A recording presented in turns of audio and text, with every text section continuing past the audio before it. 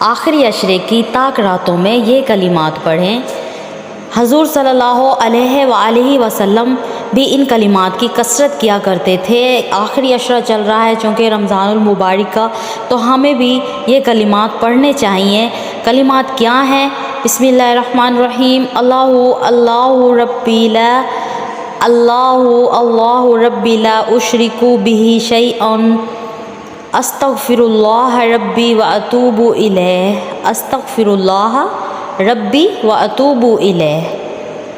اس کے علاوہ جو کلمات ہیں نمبر 3 پر، اللہم انک عفو تحب العفو فاعف عنی، اللہم انک عفو تحب العفو فاعف عنی، لا الہ الا اللہ وحدہ لا شریک لہ، لہ الملک ولہ الحمد وہو علی کل شیء قدیر، لا الہ الا اللہ هو الرحمن الرحیم، صدق اللہ العظیم۔ اللہ پاک ہمیں یہ کلمات پڑھنے کی توفیق عطا فرمائے، اور تاک راتوں کی جو عبادت ہے اس میں عبادت کرنے کی توفیق عطا فرمائے، تاکہ یہ جو رمضان المبارک ہے ہم خوش نصیب ہیں جو اللہ پاک نے ہماری زندگی میں پھر سے ہمیں یہ دن دکھائے۔